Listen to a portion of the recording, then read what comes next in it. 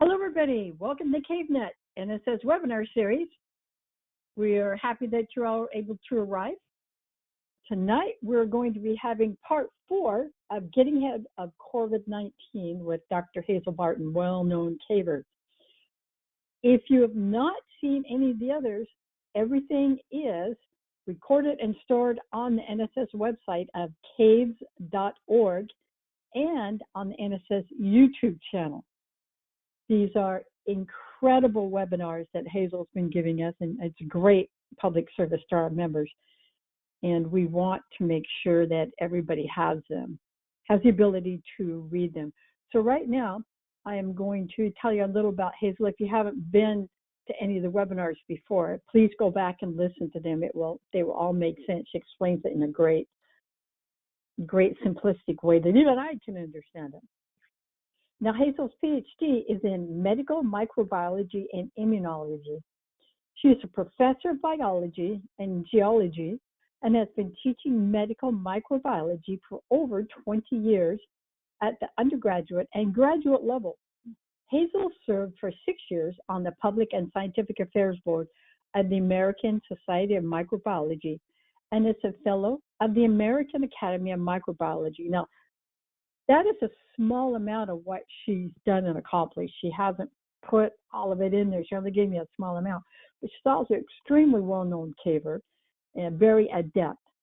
And she's helping us with some of the other situations, some of the other committees in the NSS that will shortly become more apparent. But anyway, what I want to do is welcome Hazel. I also want to thank our sponsor, the NSS, for allowing us to have these webinars over the past several years. And I forgot, I'm Debbie Spoons. I'm the webinar chair. I forget to say that sometimes. So what I'm going to do is I'm going to have Hazel unmute her microphone. And that way, there she goes. And that way I'm going to turn this over to her. She has got all the important stuff to hear. And we're going to let her talk. And then as we go through, we'll stop at certain points and take questions. And at the very end, we'll take all the rest of the questions. So Hazel, I'm going to turn this over to you. Thank you. So thanks, Debbie. I've had some people on Facebook ask me a lot about the vaccines and what's going on with COVID and what does the emergence of the vaccine mean about the pandemic? What is the likelihood that these vaccines are going to work? How safe are these vaccines? Should you get vaccinated?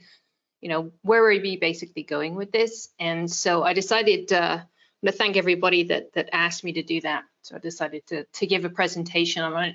So what I'm actually going to do really is focus on the vaccine. And in order to understand the vaccine, you have to understand how immunity works in the body.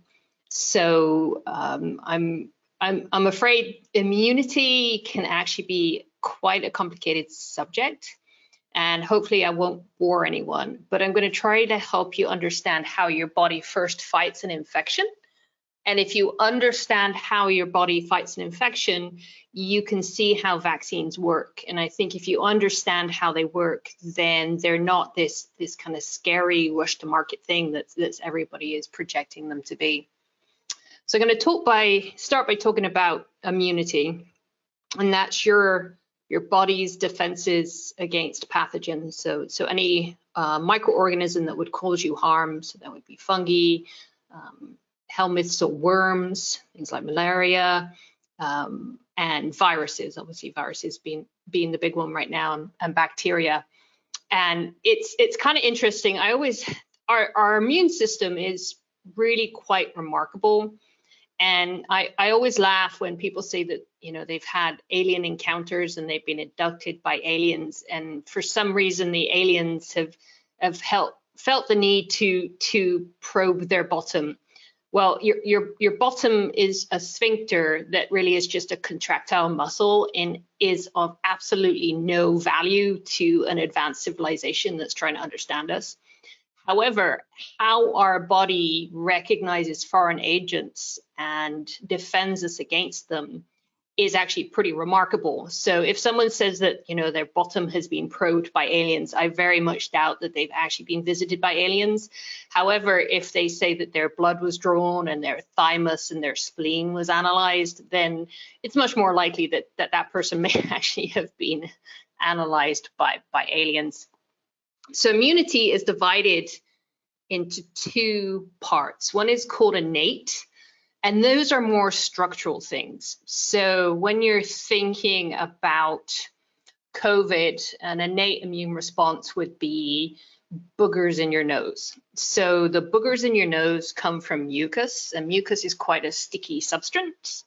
And so if you're inhaling the virus, it's actually going to get stuck and trapped in the boogers in the mucus and not get to where it wants to go. What's going to happen is you're going to snort that stuff back. You've probably heard people go, you know, that kind of nasty thing. But anyway, the boogers are either picked out or they end up in the back of your throat. You swallow them and whatever was in it gets destroyed by the acid in your stomach.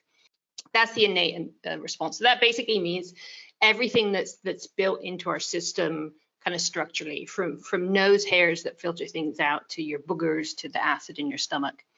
Cell mediated is the trained part of our immune system that can recognize foreign agents when they get past those innate defenses and get inside the body.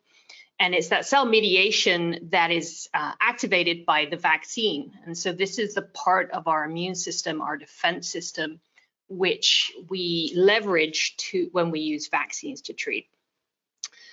So one of the big things, and this is kind of some jargon that I'm going to use, and I'm going to try to avoid it as much as I can, is this idea of antigen presentation. And that is, how do you know that something doesn't belong in the body?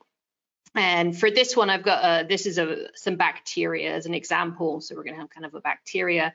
And bacteria have about 3,000 proteins, and about, I don't know, 600 or 700 different proteins are exposed on the surface of the cell. So if you've been exposed to a bacterium that you've never seen before, how does your body recognize it? And what happens is there's a system that's called antigen presentation.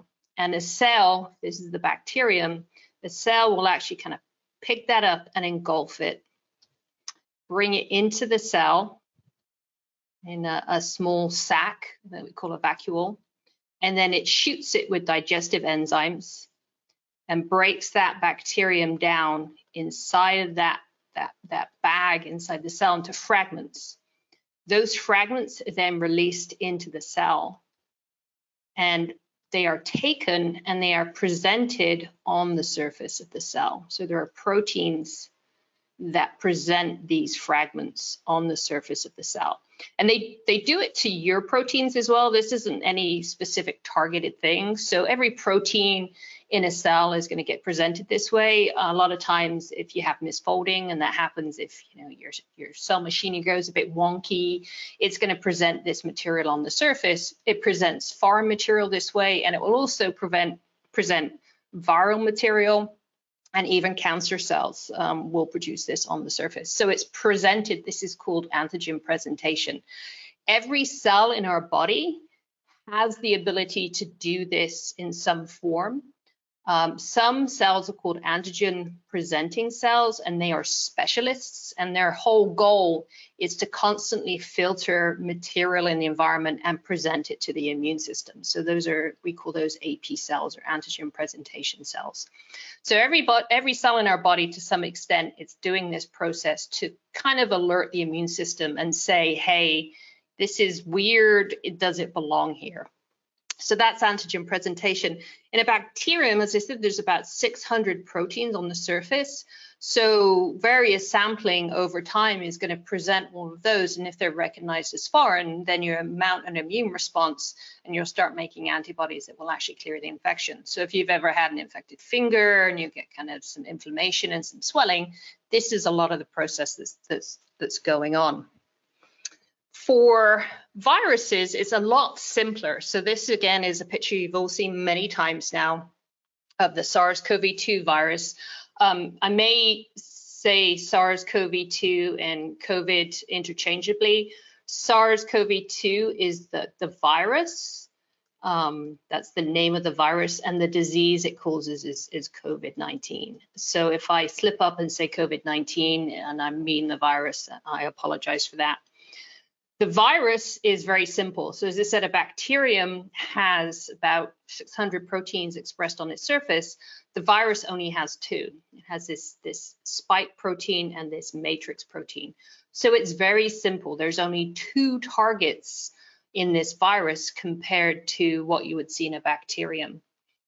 The way that immunity works is that we want to make antibodies against these proteins and block them. And the big protein that we're interested in is this big red one, which is called spike. And the reason it's called spike is because it looks like a spike sticking out of the virus.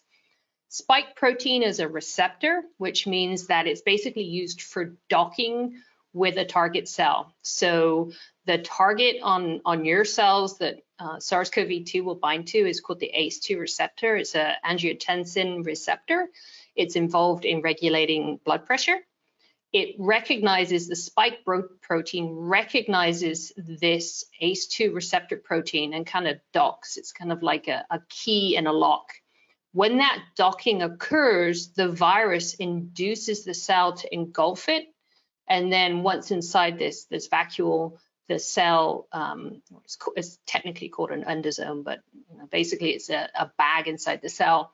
What's inside this bag, what it can do is actually release proteins that break down the membrane, and then the virus will escape into the cell.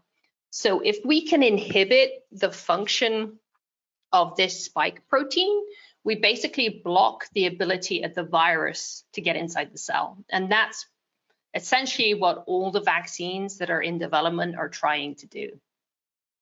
Now, there were a lot of unknowns when we went into this. We only recognized that there was a new virus. I think it was the 30th of December, 2019. It was identified as a SARS-like virus in January 16th. And we knew that it had a spike protein because we know the structure of these coronaviruses. But we don't have any vaccines against coronaviruses, so we didn't know how well it was going to work. So some of us are old enough to remember HIV, and when HIV emerged as a new virus, they said that we'd have a vaccine within 2 years, and here we are almost 40 years later with no vaccine. And that's because the target for HIV is constantly moving. So your immune system, when it tries to target it, as soon as it gets close, that target is moved off. So HIV is this wandering, moving target, and it's incredibly difficult to make a vaccine against it. It turns out that SARS-CoV-2 spike protein is what we would call a soft target. It works really, really well. It's easy to target, and almost everything we aim at it as far as immunity neutralizes the virus. So it's like we don't know, right? We hope for the best case scenario. This is better than the best case scenario. This is pretty awesome. All these vaccines are hitting the spike protein, and they're recognizing it and causing neutralizing immunity very, very well. The current spike protein vaccines that are in the process of emergency use authorization, which is EUA, that basically means that they're going to be released quickly before they're released to the general public, and they're mainly going to be targeted at people that are in high risk from the infection, so particularly the elderly and nursing homes, frontline doctors who are working directly with patients, people that we want to keep safe. And so this emergency use authorization is kind of a preliminary rollout. I believe it's something like 1.3 million doses for the Pfizer vaccine by December 31. I think Moderna was something like 2.3 million doses, which might seem like a lot, but we've got 7 billion people to vaccinate. This is the data that came out of the current vaccines. 94% in the group of individuals that received the Moderna vaccine, 94%, it's actually 94.1%, had no disease at all. So 94% of the people who received a vaccine, even if they were exposed, demonstrated no disease or symptoms. 100% of those cases of the remaining people that did get sick, none of them got severe disease. So they had a cold-like illness. So this essentially is a win. This is exactly what we're looking for, that you might get sick, you might get the sniffles, but you're not going to die. The Pfizer vaccine was a little bit better, 95%, pretty similar. Again, 95% of people did not develop any observable disease. There were 10 total cases of severe disease in the entire study, and I believe the original Pfizer was on the order of 30,000 people. I think they're expanding that to 60,000. They had 10 severe cases of disease, and only one of those was in the group that received the vaccine. So it wasn't 100%, but it was, 1 in 15,000, so a very, very small percentage. The AstraZeneca gave coverage of 70 to 90%, so basically prevented disease in 70 to 90% of people, and that depended on the dose. And I'm going to talk about that. We really need to understand how immunity works before we talk about why that was so variable. So if you are a microbiologist in the last 2 weeks, this is basically your reaction. These vaccines are they're better than we could have hoped for. I think one of the best vaccines we have right now is against measles. It's 87%. So this is really a remarkable result. So I'm going to get into immunity, and hopefully by explaining to you how immunity works, you'll understand how these vaccines are able to pull that off. So antigen presentation, as I said, is normally done by antigen presenting cells. So these are specialist cells that reside in the tissues, and their whole job is to basically pick things up from the environment and present it on the surface of the cell to see if it is anything foreign. And they have this weird appearance. They're kind of these long, tenderly things like this. And that's because these arms are basically going out, grabbing things and pulling them in to present to the immune system. They can do it by picking up debris and presenting it, or they themselves can get infected. So they can actually grab stuff from the environment, as I described before, and put it on the surface of the cell. Or what they can do is they can be infected, process the material they're infected with, and present it on the surface of the cell. When they present this material on the surface of the cell, if it's foreign, they're basically putting a big old flag out there that there's something that doesn't belong, right? So your immune system, it knows what you look like. If it sees something it's never seen before, these immune cells, which are called T helper cells or CD4 cells, they see it as something new that they've never seen before, and therefore this flag is being raised, and they send a signal to this dendritic cell. And that causes the dendritic cell to get up and move. So these cells are all throughout your body, they're lodged in all your tissues, and they kind of wander around looking for stuff. If they find something, they present it to the immune system. If they get a signal saying, hey, this is new, they get that signal, and then they take off, and they aim to travel to the lymph node, the closest lymph node. So the lymph node is part of the lymphatic system. And the way I explain it to my students is it's the drain of the body. So if you have, everyone's got a sink, and you do your dishes, and you might have a garbage disposal, but maybe when you were a student, you had kind of this drain. So if you're washing the dishes and a piece of corn goes down there, it gets trapped in the drain, and the piece of corn sits there. Your lymphatic system is pretty much like this. The blood in your tissues comes out of the capillaries. So if blood comes into your tissues, you got all the cells of your muscles and your fascia and everything else. The blood flows in, and plasma is released, right? So the fluid of the blood is released. A lot of it returns to the blood, but about 20% actually drains out of your tissues into your lymphatic system.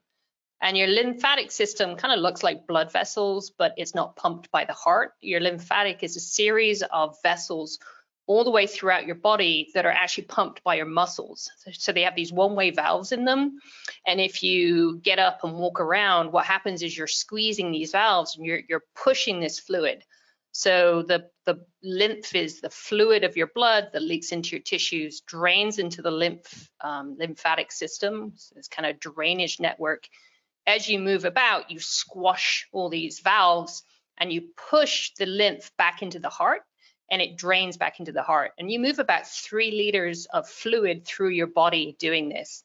If you've ever been on a long distance flight where you've kind of sat there for 10 hours and you haven't been able to move, your muscles don't pump the system, and you may notice that your legs swell up. Maybe if you sit behind a desk for too long, or you're sick and in bed, unable to move, you start to swell up. And that's simply because you're not pumping this lymphatic system, and you're not pumping the material back into your heart so it can circulate again. So you really got to get up and move about. That's why they tell you to go to the back of the plane and kind of do calf raises and stuff, because there's a really good way of pumping all this stuff out of your legs. All the way through the lymphatic system are these nodes, and those are the lymph nodes. So a lot of them in the inguinal, which is kind of in this pelvis area here, under your armpits, in your neck. If you've ever had an infection and you feel your lymph nodes swell, that's because you've basically got material causing cell division within these lymph nodes. The lymph nodes have a drainage organ in it, and that drainage organ basically captures anything in your lymph material that isn't supposed to be there. So imagine the water in your sink is the lymph, and these are your lymph nodes. So instead of a piece of corn, you've got a bacterium, it gets trapped in the lymph node. And then the cells in the lymph node recognize that probably shouldn't be there, and starts an inflammatory response. The other thing is that these dendritic cells, if they've been activated because they found something, they will also migrate from wherever they are to the lymph nodes. So in the case of having a COVID-19 infection, it's a deep lung infection, so it's not going to activate the lymph nodes in your neck that you might get with a common cold. It's going to activate the lymph nodes in your thorax. So the dendritic cells pick up something foreign, they get activated by your immune system to say this is weird. They travel to the lymph node, and then what they start doing is presenting the material that they've picked up to B cells. And B cells are cells that make antibodies in your body. So they get to the lymph node, they start signaling and saying, hey, this is foreign. When that happens, it causes a massive proliferation of those B cells. And what happens is your lymph node swells. And your lymph node is swelling because it's literally packed with new cells. So it can grow, 3 or 4 times its normal size, not because it's filled with fluid, but it's literally producing B cells. And those B cells are what make the antibodies that give you protection from infection and help clear infections. There's another type of cell in there that's called a T cell, or cytotoxic T cell.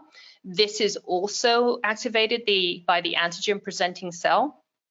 The way this one is activated is usually by the antigen presenting cells being infected themselves. So this is certainly what's going to happen in the case of COVID, is that the COVID virus will probably infect some of these antigen presenting cells, so they will activate T cells as well as B cells. T cells are super critical in terms of the immune response to viruses, because they will actually kill an infected cell.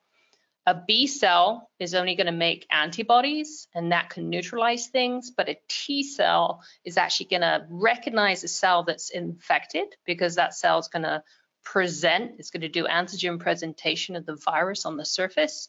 That T cell is going to recognize it, and it's going to spit toxins at that infected cell and basically kill it.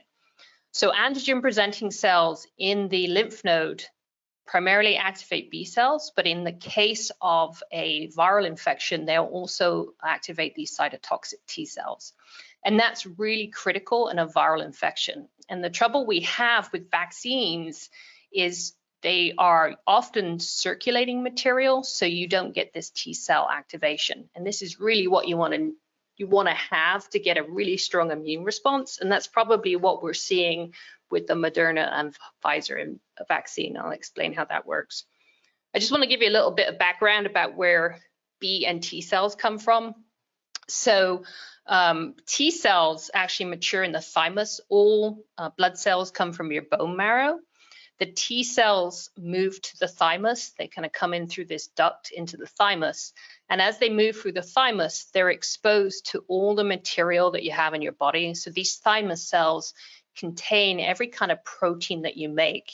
If they recognize and interact with anything in the thymus, it means that they recognize you and they're killed. So only T cells that come out that don't recognize you will survive. And that's how they recognize foreign stuff. Basically, anything that isn't you, they attack. And so this is our body's mechanism of screening out things that will do us harm. We don't want our own immune system to attack our pancreas or something and give us diabetes. So any of the T cells that might recognize pancreatic cells would be killed in the thymus and the others escape.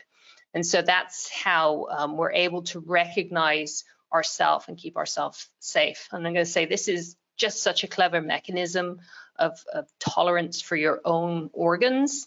That's probably why aliens would take a look at this. This is also why you get rejection of organ transplants, because if you're getting an organ from a different individual, you don't have that individual's proteins inside your thymus. That's why you have to have immune suppressive drugs.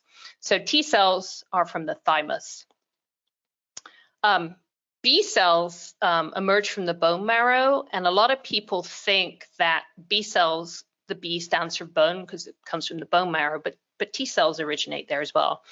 B cells actually originate in the bone marrow and mature in the blood, but in birds, they actually mature in something called the bursa of Fabricus, which is this gland on the butt of a bird. And the reason why they're called B cells is the first place they were ever identified was in birds. And it wasn't until we figured out what they were in birds that we were able to translate them and identify them in humans. So they're actually called B cells because they're from the bursa of Fabricus, or basically a bird butt. But anyway, in us, they come from the bone marrow and they come out into the blood and they mature in the blood. The way that these cells don't recognize us is they actually have to interact with a T cell. It's called a T helper cell. And that T cell makes sure that the B cell doesn't make antibodies against our own material. So if you want to have a good immune response against a virus, you want to have an antigen presentation.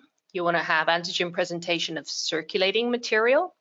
So you can have good B cell activation, and you want to have antigen presentation of material that infects a cell. So you get a cytotoxic T cell, which will actually go ahead and kill any infected cells. And these two work together.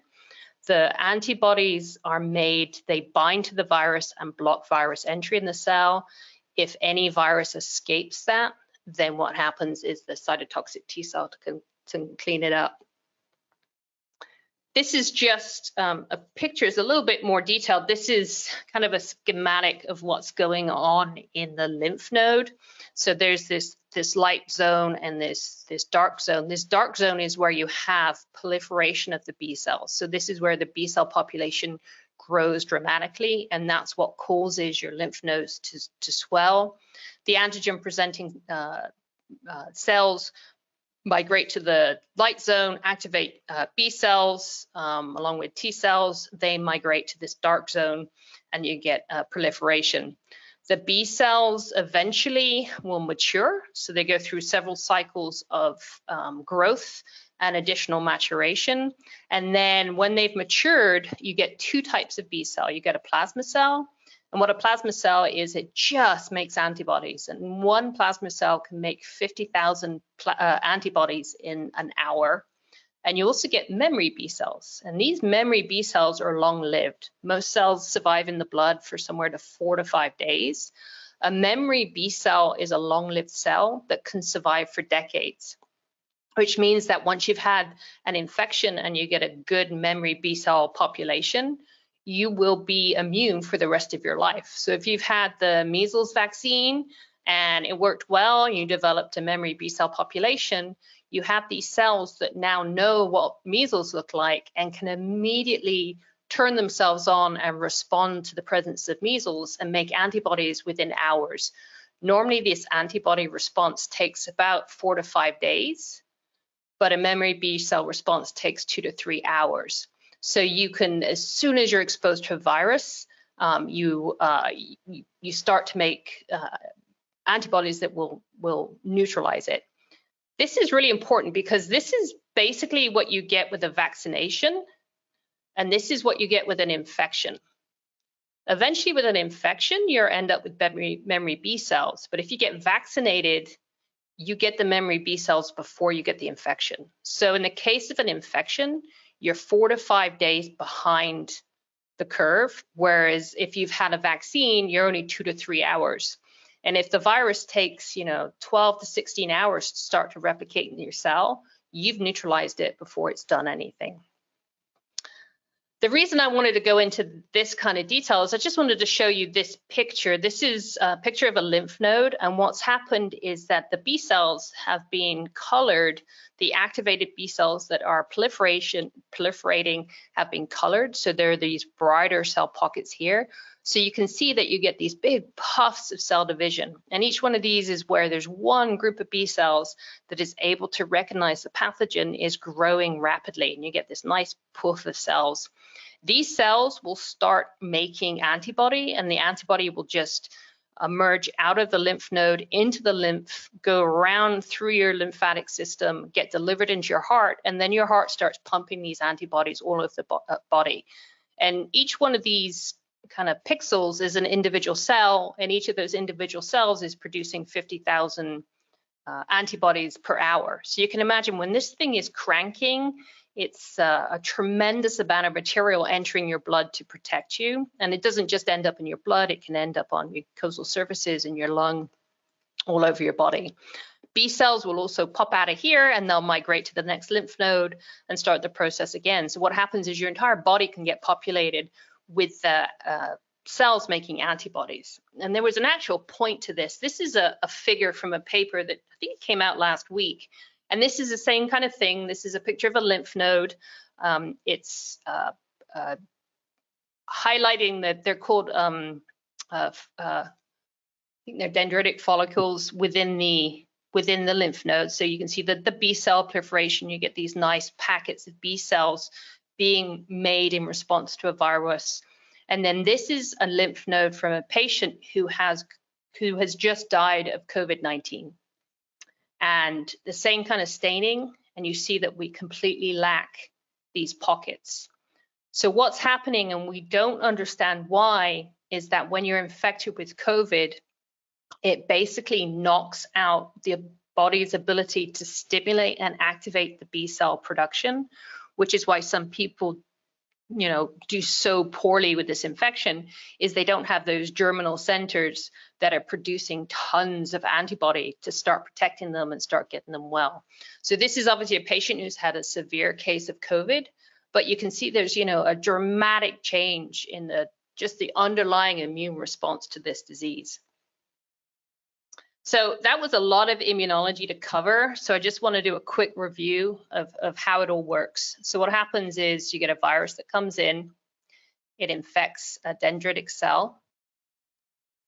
You get the viral proteins inside the dendritic cell. The dendritic cell presents that viral protein on its surface. A T cell that's been trained in the thymus recognizes that as foreign and gives a signal to the antigen presenting cell that that's something weird.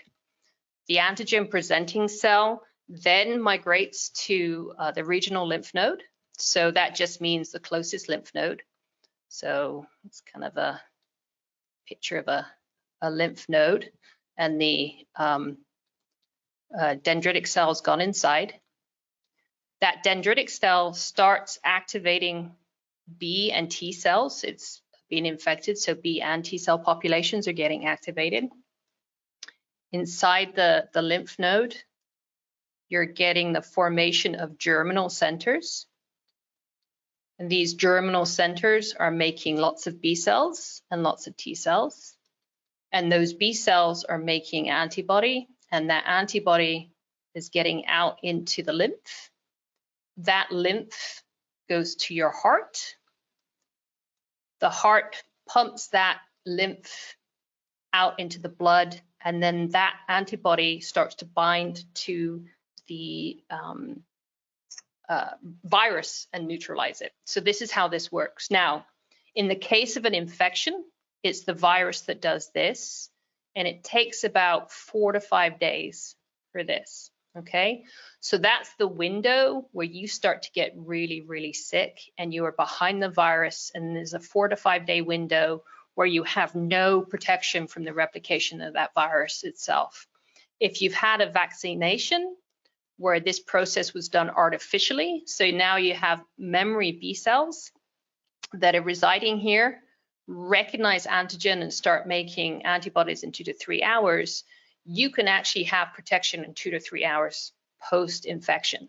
And that allows you basically to neutralize the virus as soon as it emerges from the first cells that's infected and prevents it from infecting other cells. You also have a cytotoxic T cell response, and those cytotoxic T cells will travel around, and let's say you have a respiratory epithelium here, and this cell is infected with the virus, the cytotoxic T cell will recognize it and send signals for that cell to die before it can release the virus. So no vaccine, 4 to 5 days, you probably have millions of viral particles in your body. Vaccine, 2 to 3 hours, you probably have just a handful of virus particles. This is called neutralizing protection. And what it means is that the virus is neutralized before it can form harm. There is another kind of protection called sterilizing, but that really rarely happens. That's where you have so much antibody, it stops the virus even getting in. This is not the kind of virus where you're going to have that kind of effect. Now, if you have the actual infection, you will make those memory B cells, those memory B cells will be around, but you will have had to go through the infectious cycle before you can have that. So that's where you're in the danger zone. This is how the antibodies work. One way is that, as I said, the spike protein of the virus binds to the ACE2 receptor. What can happen is that the antibody can actually bind to that spike protein, recognize it and bind to it. And if it does that, it blocks the ability of the virus to recognize ACE2 because basically there's something in the way. If it can't recognize the receptor, it doesn't get taken up. If it doesn't get taken up, it doesn't get released into the cell. The other is that an antibody can actually bind to the spike protein and target it to a cell that will actually engulf and destroy the viral particle. So you don't get the infectious cycle with that. This is called agglutination. Often what happens is you'll have, if this is your virus, you'll have a group of antibodies that will kind of bind. I'm doing a terrible job of agglutination. Anyway, antibodies have 2 arms on them, so you can actually have this kind of a system in place. And if that happens, you create this big mass of antibody and viral material, and the antibodies are recognized on something called their Fc tail, and that allows that viral particle to be cleared and engulfed. All right, so this is that's basically how immunity works. There are 2 kinds of immunity. One is called active and the other is passive. What we've been talking about so far is active immunity. So there's 2 mechanisms of getting it. One is through infection and the other is through vaccination. Your outcome is the same. It's the production of memory B cells, and in the case of a viral infection, memory T cells. Passive immunity you can get from your mother.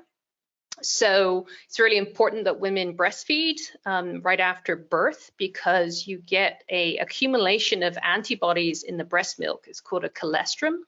So the first fluid that comes out of the breast after giving birth is basically tons of antibodies. And when the baby suckles and takes on those antibodies, he's basically taking on protection from his mother's antibodies. So he's being passively given his mother's antibodies or her mother's antibodies, and they will protect the baby until his own immune system or her immune system or their immune system can develop a sufficient that they can start making their own antibodies and protection. And this occurs the entire time throughout breastfeeding, but it's really important that you get the colostrum the first dose.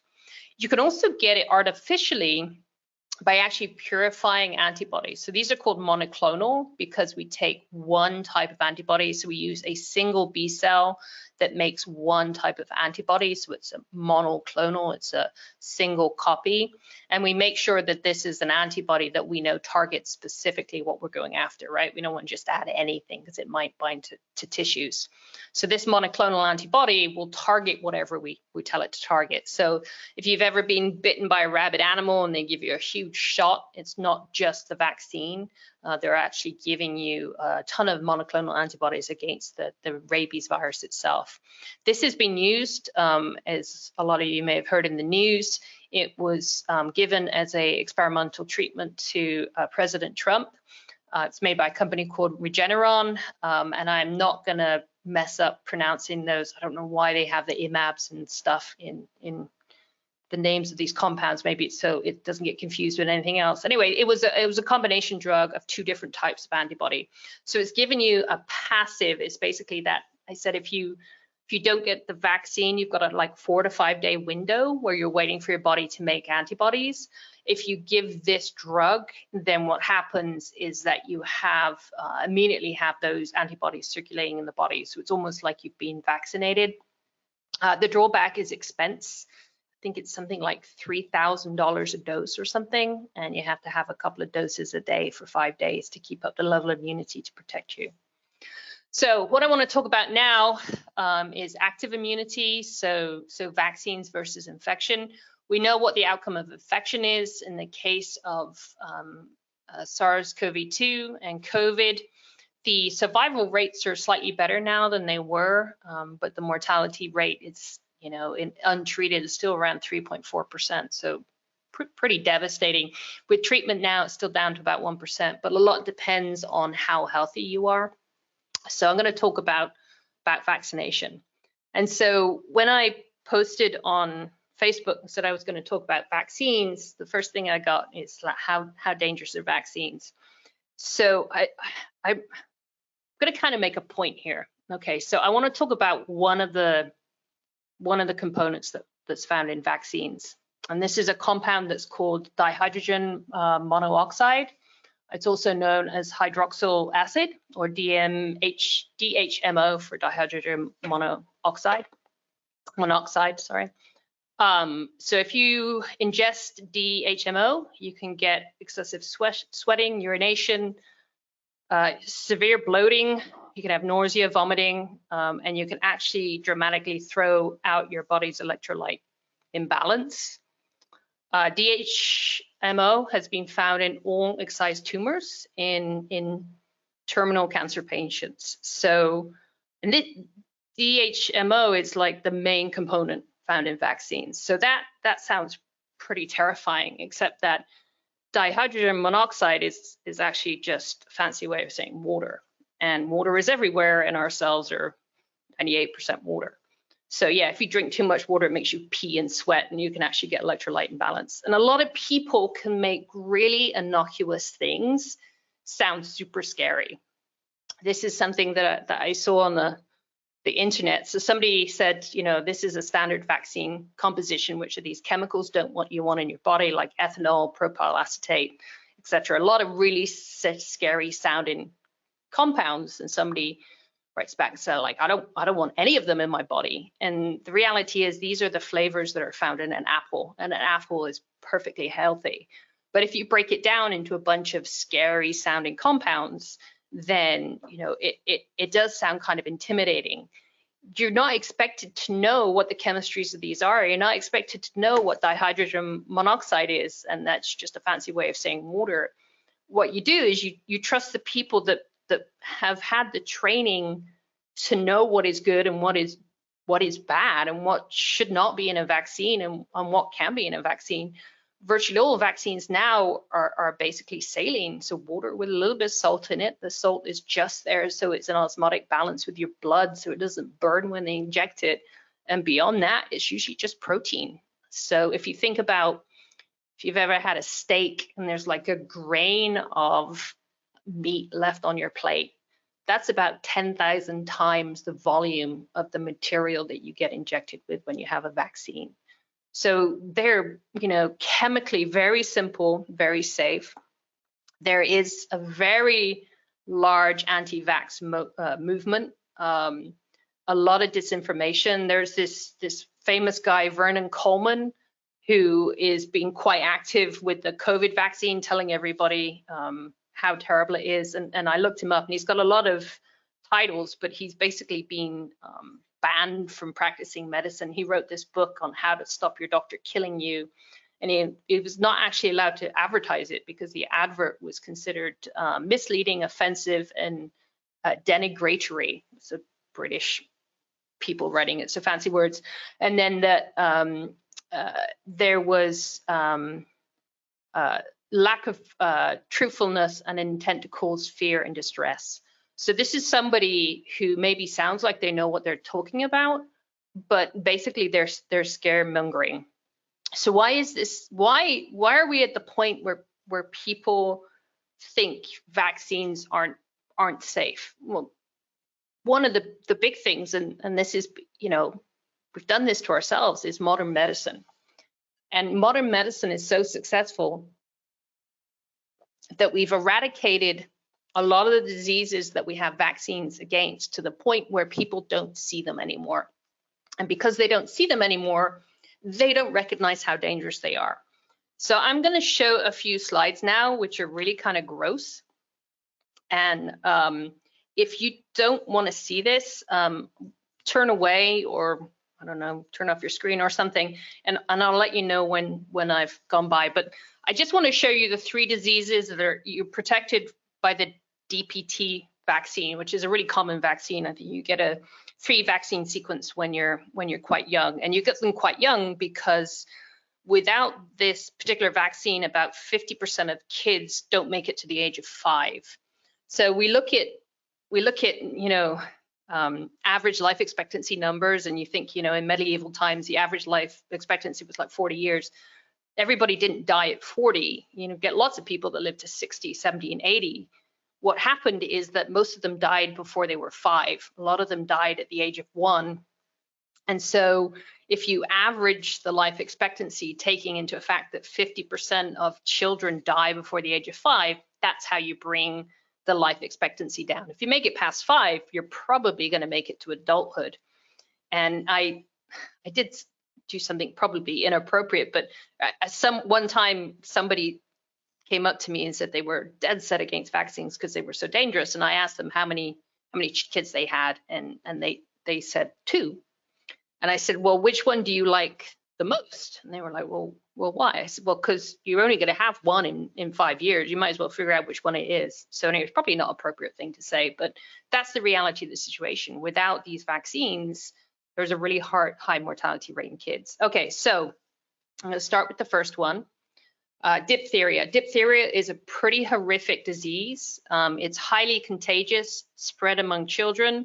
Was one of the biggest killers in the United States. When the railroad went in and you were able to do cross-continental travel, it was a massive outbreak that killed hundreds of thousands of children. So diphtheria is a bacterial disease, and it's an infection of the throat. And what happens is the bacterium grows in the back of the throat, and it produces a toxin. And the toxin induces this huge immune response. And what happens with this immune response is you get something called a diphtheria membrane. So this is the diphthoid membrane or diphtheria membrane. And you can see it's starting to form in the back of the throat here. Now, this is formed by toxin. So once this thing starts to form, even if you use an antibiotic to kill the bacterium, this thing's going to keep growing because the toxin is causing it. It's causing the immune response. So even if you clear the bacterium, you can't stop this thing once it's started. It will continue to grow.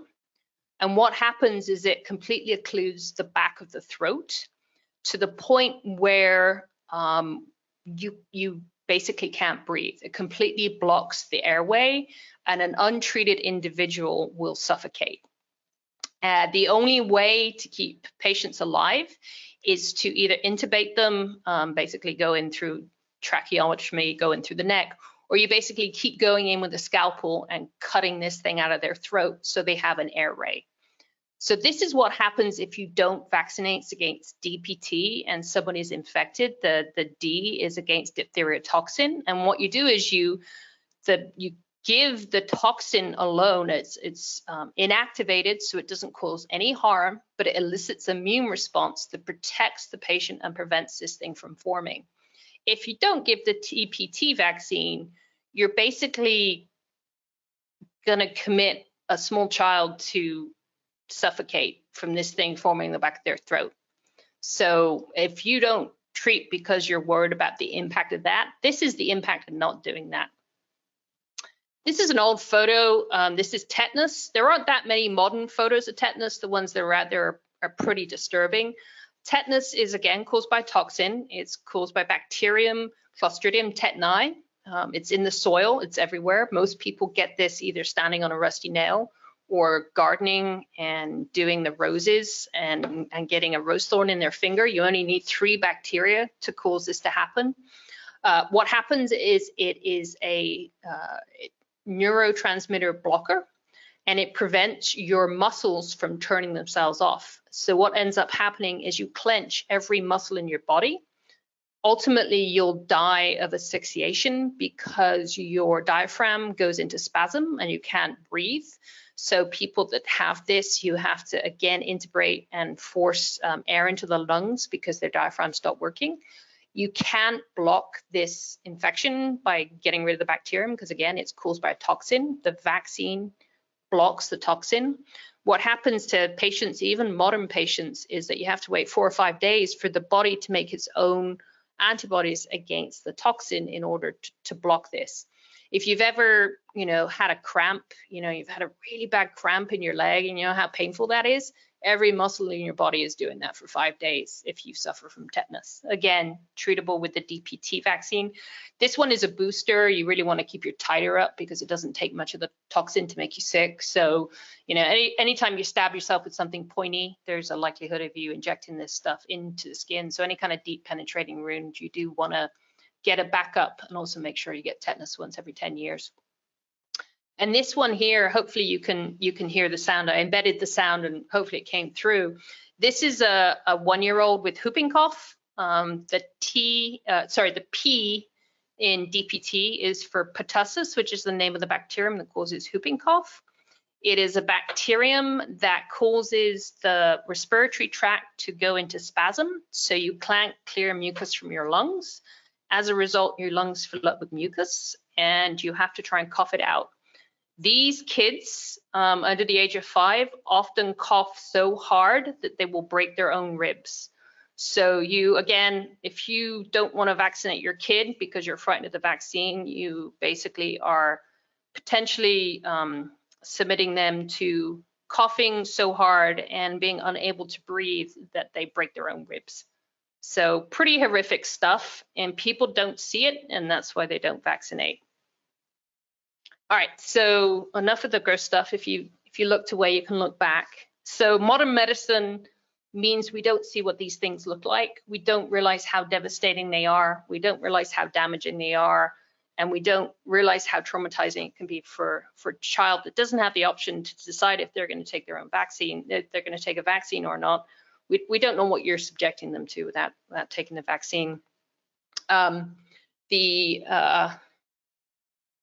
Other anti-vax movement, there's a lot of evidence that other states produce a lot of false information as a destabilization impact. There was a recent report that suggested Russia and China were behind a lot of the anti-masking and anti-vaccine propaganda that's come out in the last few months. The reason they want to do that is they just simply, if you destabilize the US, you can have a bigger role in the world if the US is not able to deal with problems at home. The way they do this is primarily to propagate internal discord, but also expense. If you're not masking and you're not vaccinating, you're going into hospital. It's potentially hundreds of billions or trillions of dollars in expense for treatment that we don't necessarily have to do if people mask up. The other reason for anti-vax is profiteering. You can make a lot of money on YouTube by making an anti-vax video.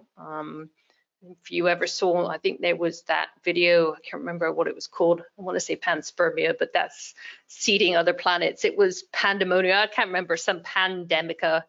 That had 9 million hits in 24 hours. And people will say things to make money. So it's simple profiteering. And the last one is the vaccines can be a more reassuring answer for things that you don't understand. So most children have their full vaccination schedule by the age of 2 to 3. This is when autism presents itself. Autism is actually a structural abnormality in the brain that usually is locked in by the time a child is born. It doesn't emerge at the age of 2 or 3. What happens is that there's structural changes that don't present themselves because of development in that child until the age of 2 or 3. They just happen to coincide with the vaccines. There's absolutely no link between vaccination and autism. There does appear to be a genetic component to autism and also an exposure. So environmental chemicals may be involved in autism development. It's a really complicated problem. We don't really understand it. It's easier to think that maybe if I don't vaccinate, my child's not in danger. But, you know, even people with autism can have long and fulfilling lives. You can't have that if you die of whooping cough at the age of 1. So after the, I basically had to clean these people out of my Facebook. So when the COVID pandemic started, I tried to push back whenever people posted bizarre stuff. I would try to push back and say, no, this is the evidence. This is what we understand. And I would always get this, you know, rant about, you know, this, and this. You need to do your research. And this is basically my response to that. Is I ended up having to get rid of these people because my Facebook feed was full of this nonsense, and it was just soul destroying. And I didn't have to purge that many people, actually, maybe about 17 people, and it's cleaned it all up. And I feel so much better.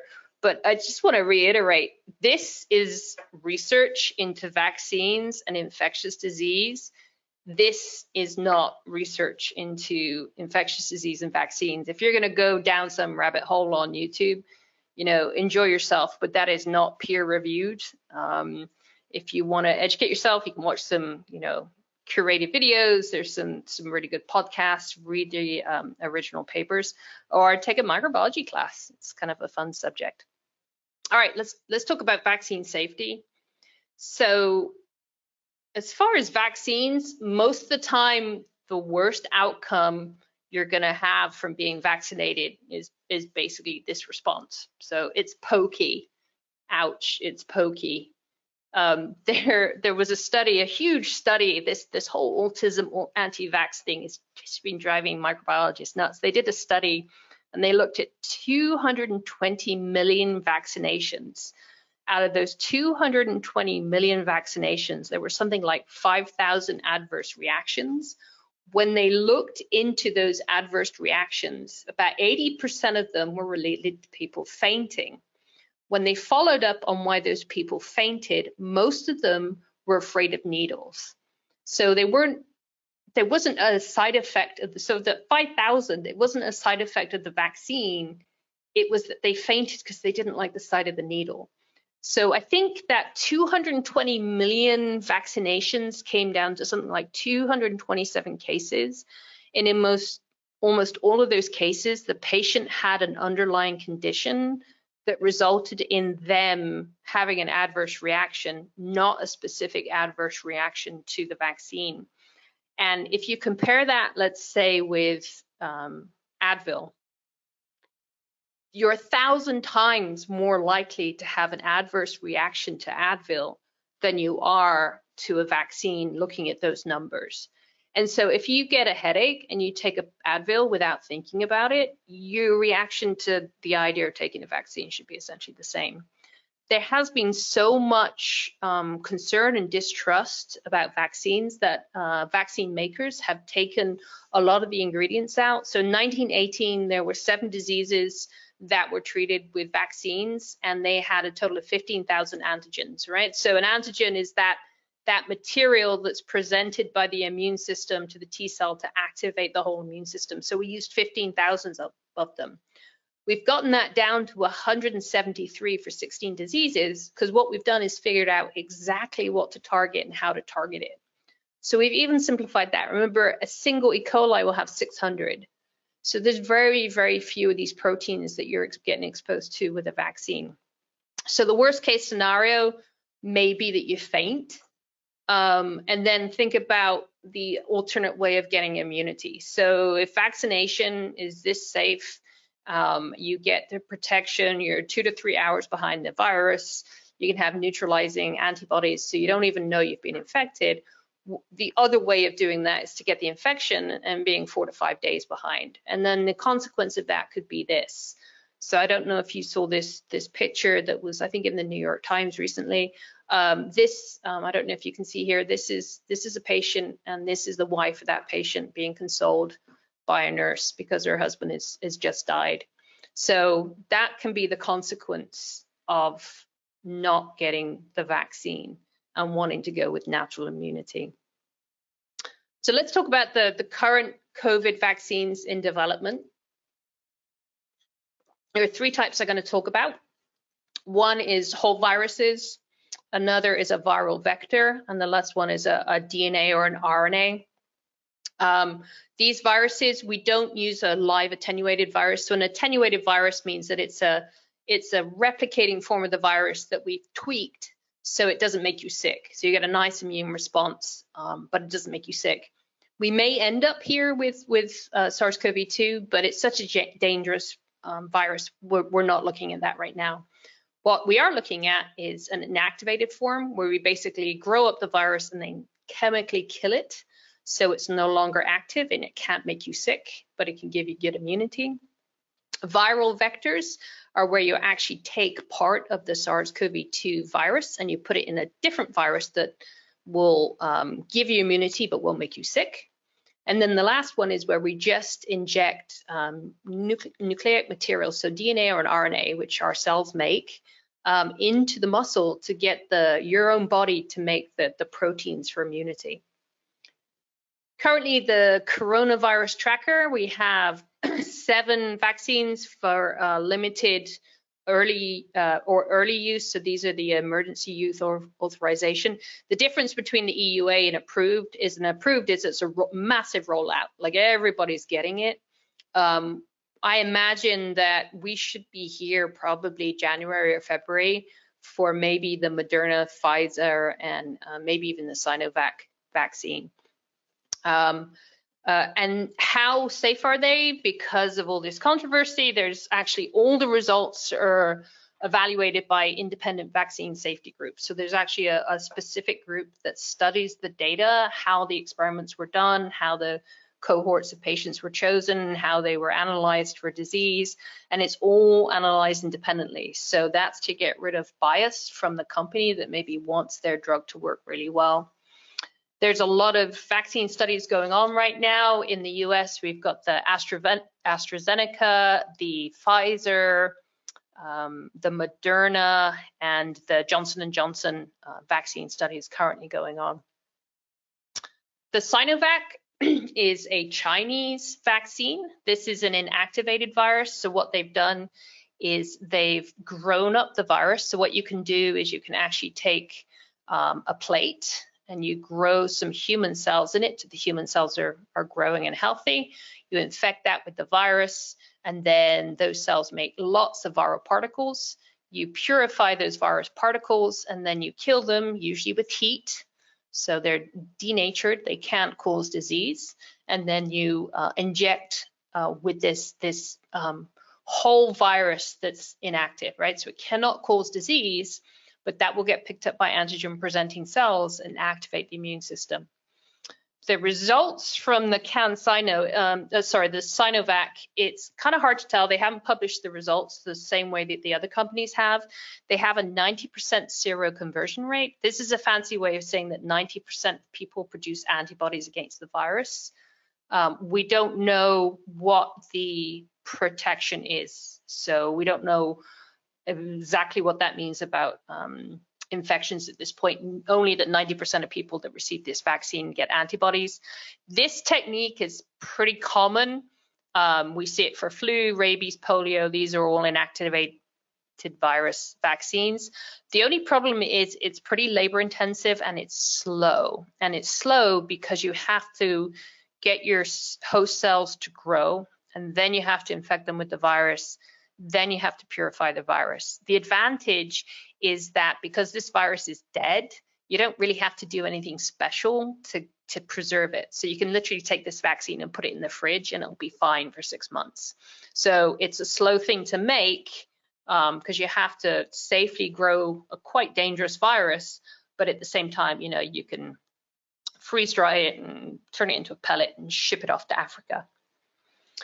The Oxford, AstraZeneca, and Gamaleya vaccines are a different kind. These are viral vectors. So what's happening is there's a virus that doesn't really cause a severe disease that has been altered, so it presents the parts of the COVID, the SARS-CoV-2 to the immune system. There are two kinds. One is a non-replicating viral vector and the other is a replicating viral vector. We aren't using any of the replicating forms right now. They are in development.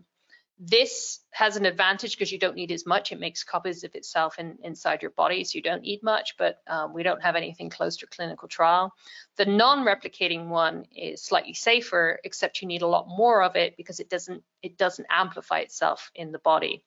The AstraZeneca is this non-replicating viral vector, and right now the AstraZeneca has about either 60 to 90% protection. And I'm gonna explain how that works. And the Gamaleya, this is the Russian one. They claim 92% protection from an infection, but no one has been able to see their studies, and it's all kind of shrouded in mystery. So we're not quite sure if those numbers are real, whereas we have the actual data from AstraZeneca. So this AstraZeneca is a collaboration between this pharmaceutical company and the University of Oxford. All right, so why did we have this 60 to 90% protection? And you probably heard about this in the news, and everybody's confused about what's happening. So this is the viral vector that they're using. It's called an adenovirus. And if you have ever had a sore throat and a cold, you've probably been infected by an adenovirus. So it causes a mild respiratory disease, often characterized by a sore throat, kind of comes and goes in about 5-6 days. A little bit unpleasant, but not life-threatening. Adenoviruses are really common. We have lots of them that we're infected with. A lot of primates are infected with them as well. The AstraZeneca is using a chimpanzee adenovirus, which is called Y25. And the Y25 means it's just like this, the 25th adenovirus purified in this particular series. And this is what the virus looks like. So you can see it looks like a lot like SARS-CoV-2. It has a DNA nucleic material, so it's packaged DNA. The coronaviruses have RNA. The advantage of DNA is that we can manipulate DNA. So what we can do is we can cut a piece out and we can replace it with something else. In the case of the AstraZeneca, what they've done is cut this piece out and replaced it with the spike protein of SARS-CoV-2. So when this virus assembles itself, what it does is it assembles itself, but the spike protein it produces, instead of being an adenovirus spike protein, is actually the SARS-CoV-2 spike protein. So when you get injected with this, you're actually carrying something that looks like the SARS-CoV-2 virus to your immune system, but it's not. It's an adenovirus. They've made a non-replicating form of this. So this is the genetic material that's found inside of here, inside of the adenoviruses. Anything that is in red and is an E is involved in replication. All the other proteins, these L proteins, are involved in the structure. So what they've done is they've actually cut out all the blocks that are involved in replication of the virus. They just cut them out because it's a piece of DNA that's easy to do. They make a hybrid virus, and then they put it into a cell line that contains the genetic elements needed to assemble the virus. So it means that you make a virus that when the virus, so it's made inside a cell, you make lots of virus particles inside the cell, and they're released from the cell, you get all these virus particles that can't make copies of themselves because the bits you needed to do that remained inside the cell. So that's carried, that genetic information resides in the cell, not in the virus. In the same time, what they can do is they can take the protein that normally makes the spike protein for the adenovirus, and then they can basically change it for the spike protein of SARS-CoV-2. So you end up with a virus protein that to the immune system now looks like SARS-CoV. So it's non-replicating and won't make copies of itself, and it's a hybrid virus. And so this is an indication of what that would look like, where you have a different color to show that you've actually got a different structure that presents itself to the immune system, picked up by antigen presenting cells, and then boom, you start the whole immune system again.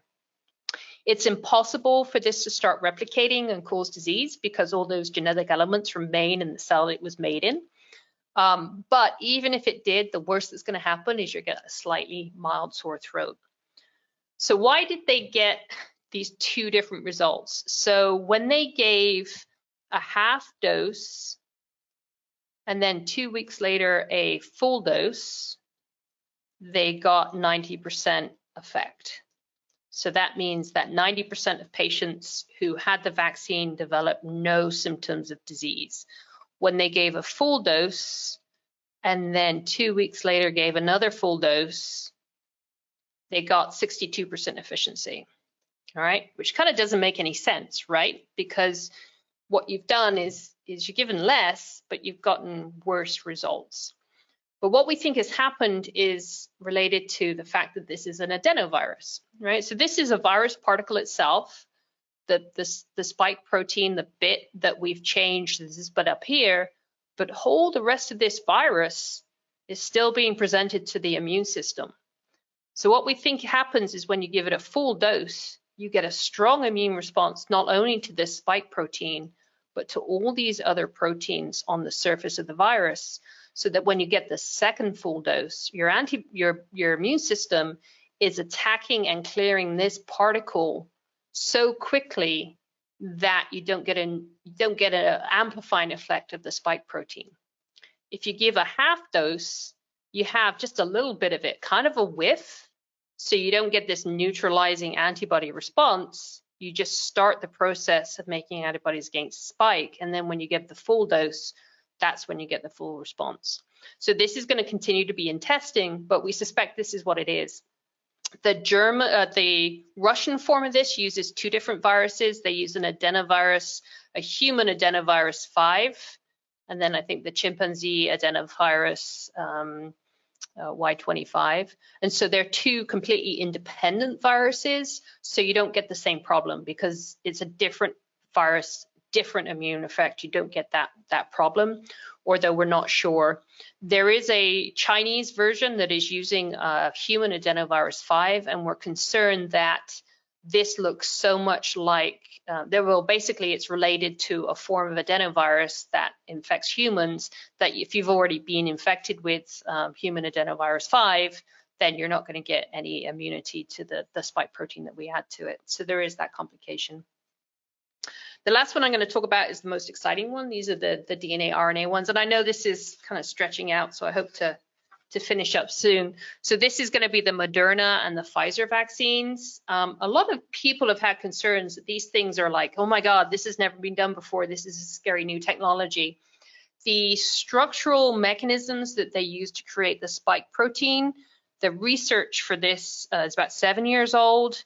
And this is a review of where they developed vaccines against Middle Eastern respiratory syndrome, which is related to SARS-CoV-2.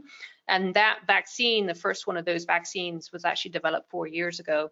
So there's actually quite a lot of history in the development of these vaccines. So this is not something that we've grabbed off the wall in the last couple of months. It's something that has been in development for years. It has the advantage in that you don't have to grow virus particles in a, in a safety lab. What you can do is you can just purify a piece of RNA, stick it inside a liposome or a lipid envelope, and inject it into someone. And this is why the Pfizer and Moderna vaccines are the first to emerge, because basically all you've got to do is find the right piece of genetic material, put it in essentially a soap bubble, and then inject it. So this is the technology. I would be careful. We're not putting it inside a soap bubble. What we're doing is we're putting it inside a lipid, and lipids are related to soap. So it's kind of like a fatty molecule. And the reason we have to put it in this fatty molecule is it has to get through the membrane of your cell. So we actually put it in these lipids that look like the membrane of our own cells. So when it's injected, this material will fuse with your cell, and then it releases the RNA into your cell. Any piece of RNA that gets into your cell, the ribosomes are going to pick it up and they're going to translate it into protein. And this just happens. This is how viruses work, right? If a virus injects its RNA into a cell, the cell starts making the viral proteins, which is exactly how coronavirus works. So what you've done here is you've just packaged up this piece of RNA, it gets inside the cell. The ribosomes translate it into protein. The protein is processed and then presented on the surface of the cell. And what you present on the surface of the cell is the spike protein. This is recognized by the antibody response. Either what happens is some cells get damaged through the injection, the site of the injection, and then that gets gobbled up by an antigen presenting cell and carried to the regional lymph node, might get picked up by B cells, which will travel to the regional lymph node or in the material itself. But what ends up happening is you actually just have the spike protein. So instead of purifying it in the lab and injecting it, your body is making it, and it's made in muscle cells. We don't know how long this happens for, but it is an extended period of time. Your body is probably making it for a few days. So you're getting constant stimulation of the immune response for several days. So this is just a summary of the vaccines. So RNA vaccines are Pfizer and Moderna. You've probably heard about the need to preserve these with at least the Pfizer one because of that lipid envelope that it's needed to get inside your cells.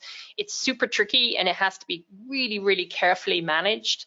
The Pfizer one needs to be at minus 70 degrees centigrade. So, my lab has several freezers at these kind of conditions because it's pretty standard molecular biology temperature, but it can be challenging. Hospitals will have this for sample storage, but obviously taking this somewhere in Africa is more challenging. The Moderna one can be frozen in a regular freezer. The AstraZeneca, because it's a purified virus, that can go in the fridge, the same with the Russian one, and also the Sinovac one. So anyway, we're in really good shape. I think they just approved today the use of the Pfizer vaccine in the UK. As I said, all you had to use was the genetic material to get that one going, so that's why it was so quick. But I think the thing we've got to do now is wait for these vaccines to roll out, and the people that need them first are first responders, healthcare workers, and then the elderly that are at high risk in nursing homes, and then it rolls out to us.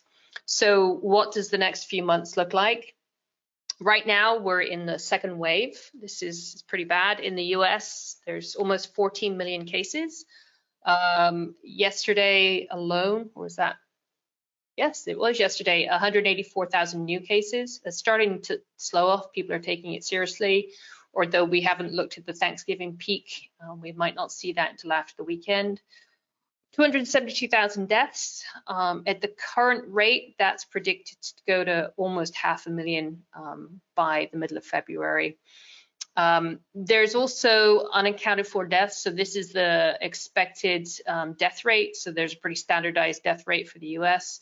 And then there's this peak that we see in deaths that aren't accounted for either by COVID or normal expected. So it's estimated that the actual number of deaths, if these end up being COVID deaths, it may take a few years to figure out and roll these into the original total.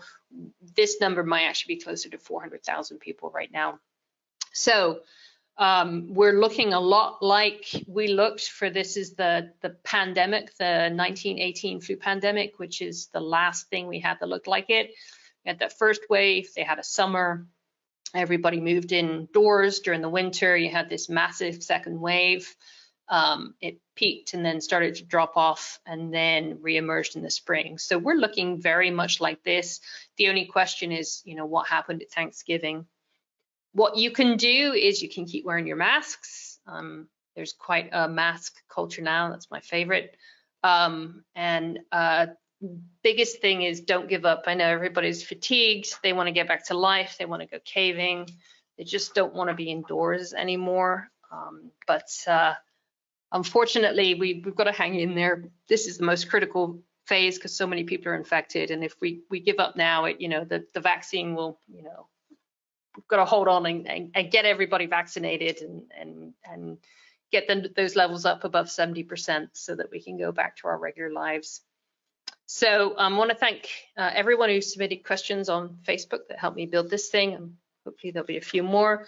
And then folks help with the presentation. So in the past, that's been Debbie Spoons, Alex Sproul for processing it, presenting on YouTube, and then Derek Bristol for editing, because when I use my pen, it does weird things to the sound. And then Andy Armstrong had a joke to share with everybody. I picked a duck when I described the bursa in birds in Andy and Bonnie's honor, but Andy had a COVID joke, so I asked him if I could share it with you guys. Anyway, so that's me. Okay. Well, we've got a couple questions. People, go ahead and send your questions in. I did have one come in earlier that something about aspirin. I'm trying to pull it up right now to see. It was something about, do you think aspirin, here it is. I was wondering if you had an opinion on aspirin usage during the disease. He's watched several presentations from medical schools. It says, finds aspirin reduces risk of death in hospitalization for COVID-19 patients. Do you know anything about this? So COVID-19 is a coagulation disease and it causes a lot of coagulation, but I can't really give people medical advice. I think that's something you need to consult with your doctor on whether that's the right treatment for you, because if there's underlying conditions, obviously that can be quite problematic. So you don't know if there's any studies that say it actually helps, because I know that's going to be an individual case-by-case basis, because some people are going to have, they might be on warfarin and other blood thinners. So there's lots going on there. That's the kind of question that needs to be in consultation with your doctor. Okay, then let's move on. The next one says, let me get my screen bigger here so I can see it. Are T cells produced in the thymus or merely filtered by the thymus after being produced elsewhere? That's a great question. They are produced in the bone marrow and filtered by the thymus. So they go into the thymus as an immature cell, unable to do much, and they come out of the thymus as a fully functional immune cell. So that thymal selection basically filters out anything that might react with our tissues. So these are particularly aggressive cells that can cause, a huge cascade of immune effects. And autoimmunity, so something like multiple sclerosis, lupus, celiac disease, that usually happens when that ability of the T cells to be sorted breaks down. And so, so that's a great question. All of our blood cells come from the bone marrow, but the T cells are matured and selected in the thymus to make sure they do no harm. All right.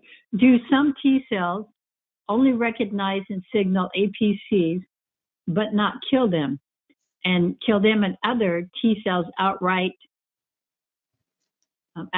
kill infect cells?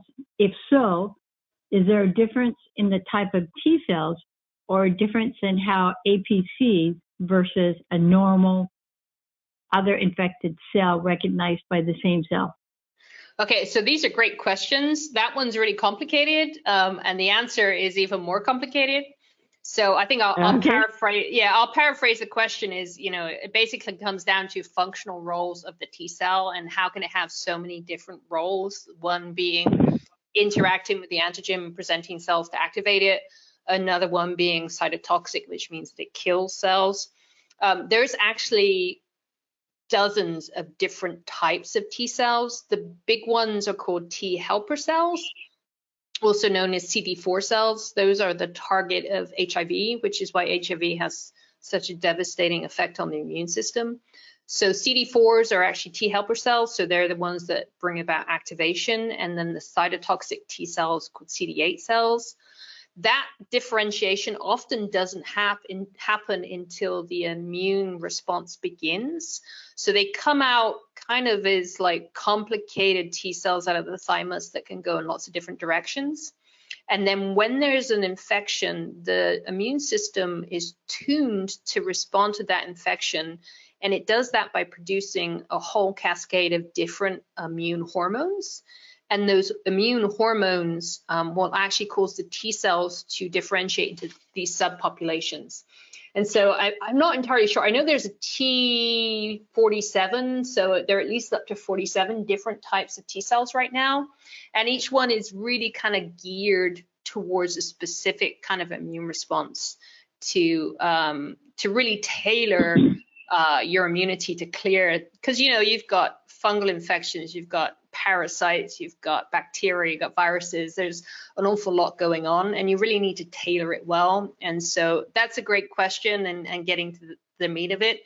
If you take a junior or senior level class in immunology, you probably need about a year to get through that whole process, but certainly not that we have time for. But it's a great question. Okay, the next one says, for the viral vector, what role does CRISPR have in our ability to create such? CRISPR. Yeah, you don't need CRISPR for that. CRISPR is usually done on living cells to modulate them. This is because it's a DNA virus, it can actually be done in the lab, shuttling it between bacterial cells and yeast cells to create the backbone of the genetic material. And then you use that, you transfect that into a host human cell to start making the virus particles. So you don't need anything like, it's kind of old school technology. It's the kind of stuff that we could do in my lab quite easily, because you're working with DNA and you can have the bacteria amplify it, and then you chop it about with the restriction enzymes and then inject that into the yeast to make the copies that you need to put into the human cell. So you don't even need anything as elaborate. We didn't have the vectors back in the 90s, but we had all the bits and pieces in place to build what they are all the way back in the 1990s. So it's a pretty robust platform because it's using a lot of old school techniques. Okay, another one. Well, Greg, I'm not sure I understand if this is a question. It was a pandemic. Greg, if you want to. Oh, yeah, that was the video. I couldn't remember the name of it. I tried to block it out. Thank you for reminding me, pandemic. Yeah, it was still bullshit. Okay, thanks, Greg. He answered your question. Yes. All right. Do we know how long the body will recognize the SARS-CoV-2 virus or the spike protein from hybrid in order for it to be neutralized quickly, either with the vaccine or with an infection? So with the vaccine, you answered that. Yeah, you get the memory B cells, and those will be for the rest of your life. So it's a little bit more complicated with the coronaviruses, and I think that this is what they're getting to. Maybe there's a lot of really good questions here. People have spent some time looking at this subject. Coronavirus immunology is weird, and it's different from other viruses in that there are only 4 circulating coronaviruses, or now there's 5, in the human population, and yet we see that people get infected over and over with coronaviruses. There seems to be evidence that you get immunity for at least 2 years, but immunity does wane.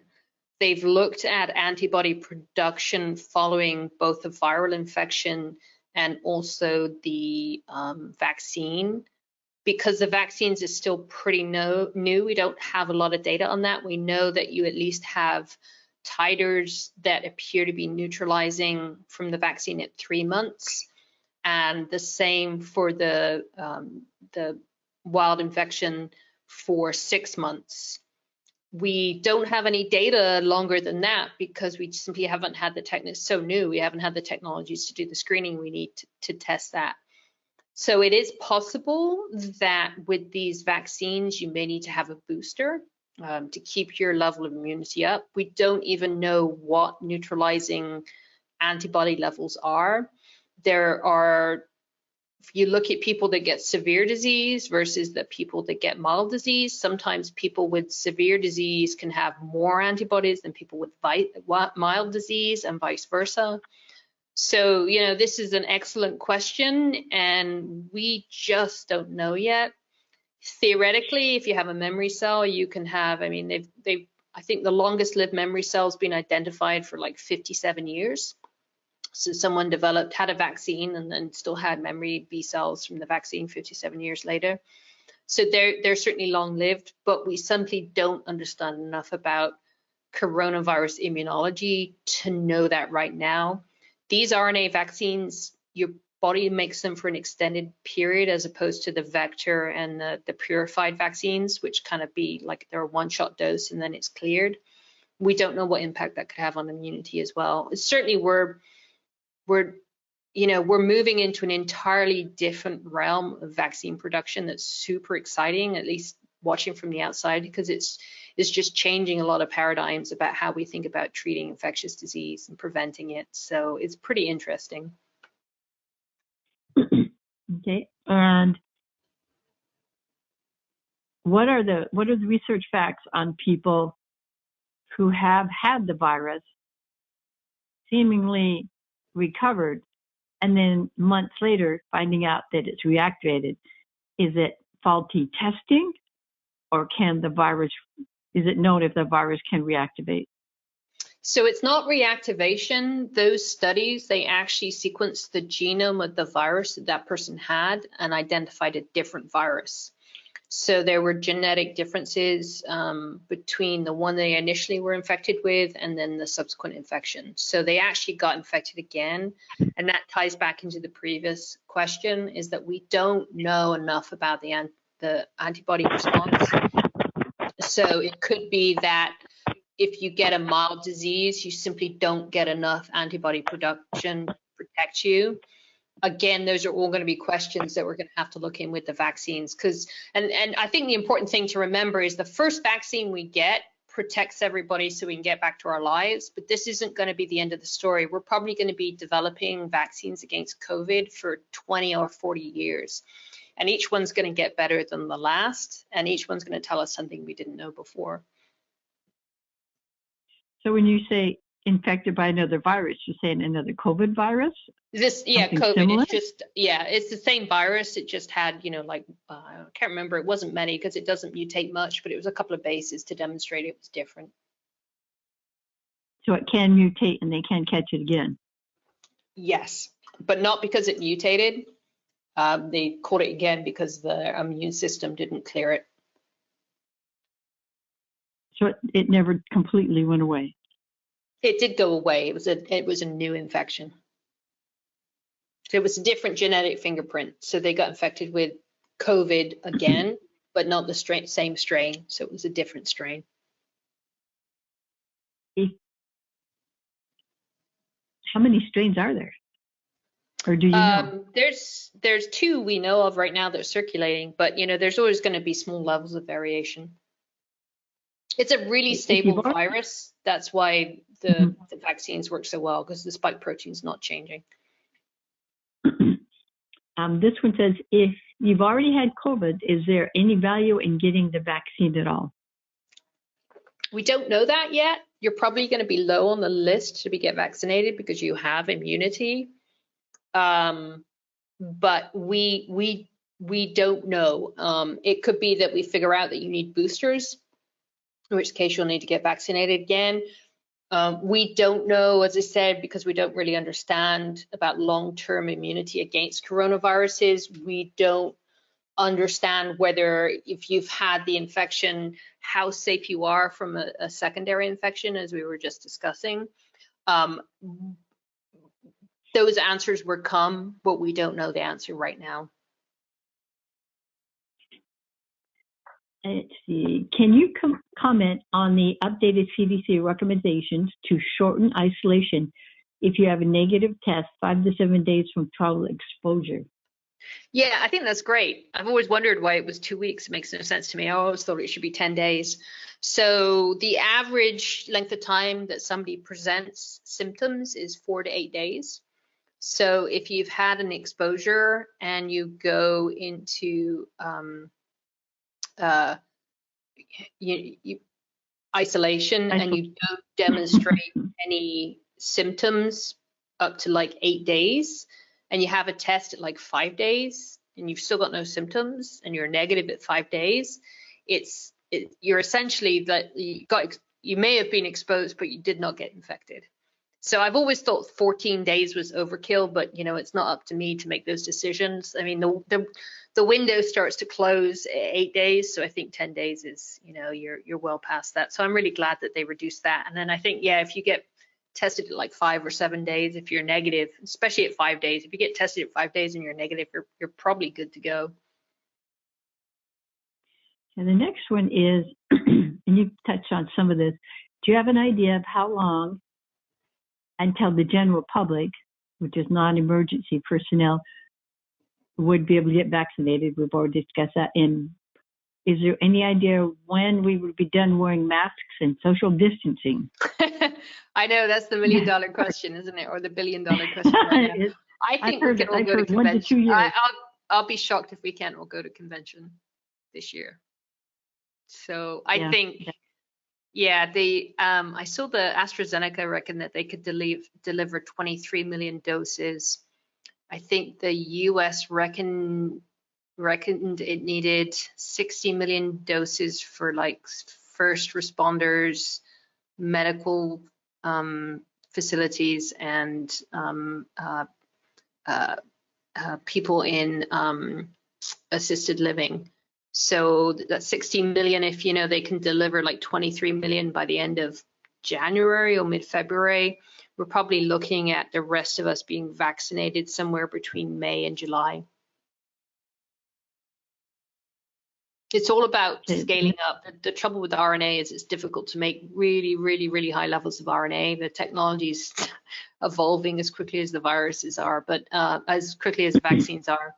But the thing is, it's not just going to be the Moderna. You've got the Moderna, you've got the Pfizer, you've got the Johnson & Johnson. Rattle off a whole bunch of them. So I think there's something like 114 or something. And some of them are technologies that can be, like, especially if you have a replicating viral vector that can make copies of itself, then you only need a teeny tiny amount. You just need a whiff of it to get vaccinated. So with so many different vaccines coming down the pipe, normally what happens is one company focuses on a new vaccine and they've kind of got the field to themselves, but you got 414 companies doing it right now. So they're all going to kind of be rolling out.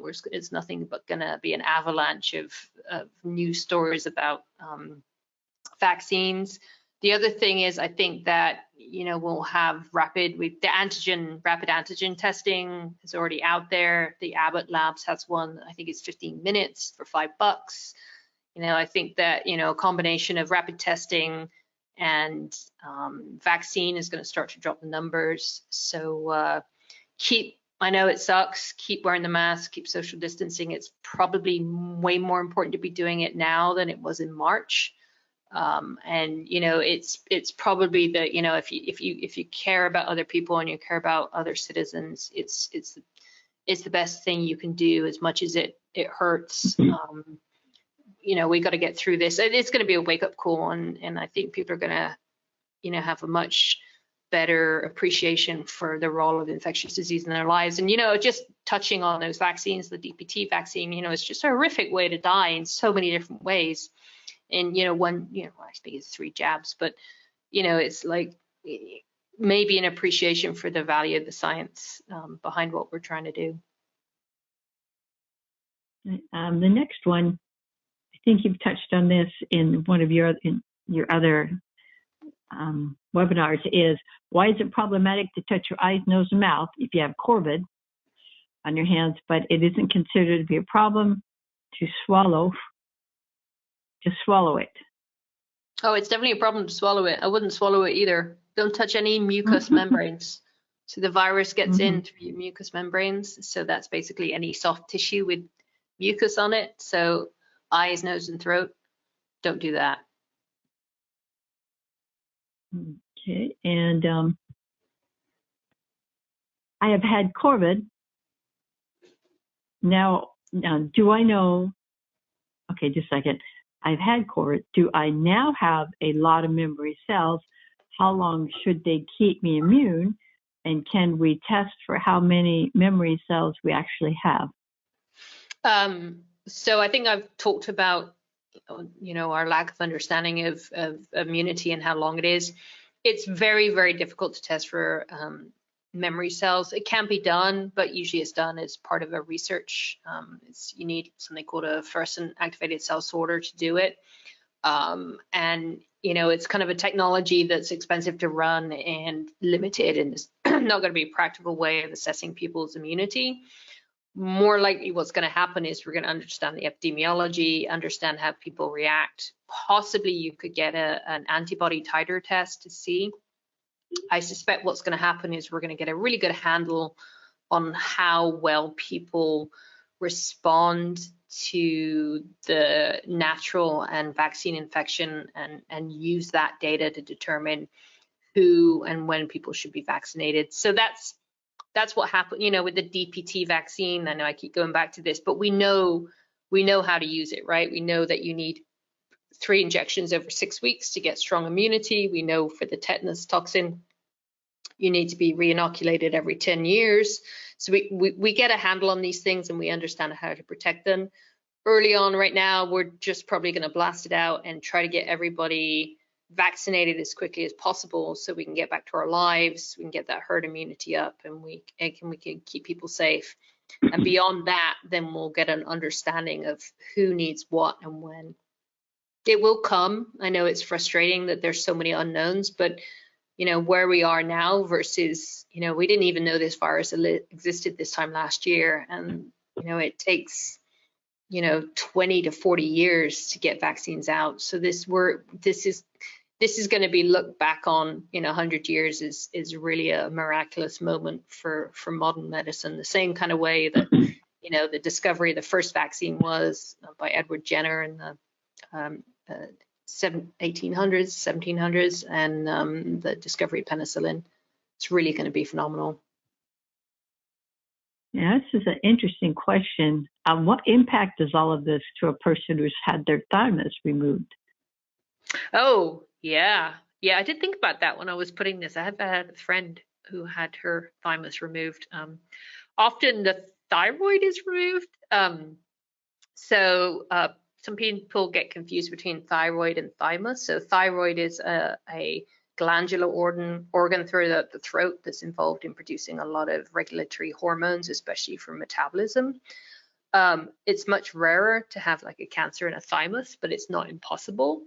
People who tend to have the thymus removed tend to be older individuals, and they have a circulating population of memory T cells. And those memory T cells will get activated and can continue to give you immunity even if you lack a thymus. If you had a baby that had an operation that removed a thymus, then that baby's going to be immunocompromised for the rest of their life. But if you're getting your thymus removed at 30, 35, 40, you probably have a pretty good population. You're not going to be, you're not going to be able to develop like strong immunities to something new like COVID, but you'll develop a B cell immunity. So yeah, it's it's better to hold on to that thing, but you do have some protection. You should be more careful. All right. And Greg says, you're welcome. Thank you, Greg. We love you, Greg.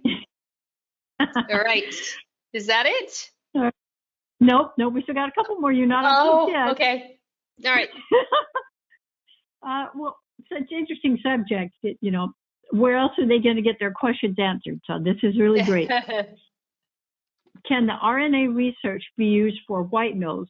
Is it possible to make an aerosol spray, an aerosol virus that the bats can breathe? So white nose syndrome doesn't penetrate. It's a superficial infection. So B cell and T cell populations really don't do anything to protect the bat. It's going to eat the keratin. It's going to be on the outside. It's a lot of tissue damage, but it's really nothing that B cell and T cell immunity can help with.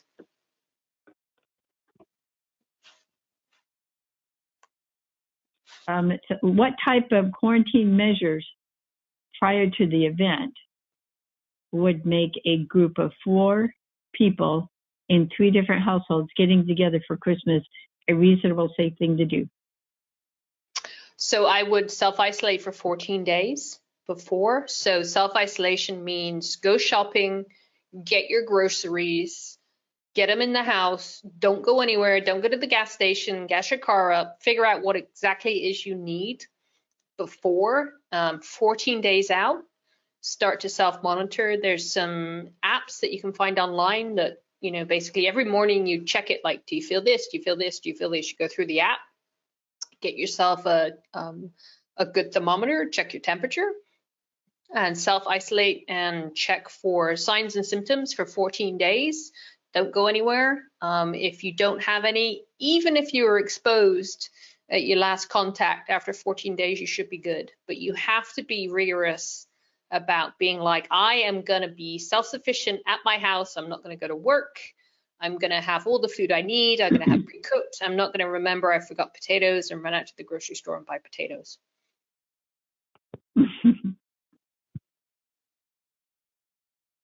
All right. Well, that's it. All right. Any other last questions, people? We need them in before I got my something flashing here. Thank you, Hazel. Thank you. Okay, so now the thank yous coming in. Great. We really appreciate you spending your time again, because we know you're busy with all the things you're doing. But thank you very much for, especially on such short notice. You always do this on it's just amazing how you can put one of these together so quickly. But thank you very much for taking all your time. And also, I always tell my friends that you've got to be the most amazing instructor, because I understand this stuff. I understand. I don't know. It's like it makes sense. You can ask my students. I think that's debatable. Well, someone with no science background can understand this. You make it, it's like, wow, that's how it was. So anyway, thanks, you, Hazel. Debbie. Everybody remember, this is recorded and will be stored on the NSS website for future viewing, downloading. Please share these links with people. Tell everybody about this. This is great information to overcome the fear mongers on the internet. I have so many people that have said they won't take the vaccine because they saw a certain person on TV during a debate say that they wouldn't take it. Don't listen to the talking heads people. Listen to the real science and the people that are actually doing things. So please share this with everybody and get the word out so that we can try not to lose more people. If you have anything that you think is interesting to be a topic for a webinar, please contact us. We're always looking for speakers for webinars. You don't have to go up to the higher bar that Hazel has set. We do have normal average people that do webinars.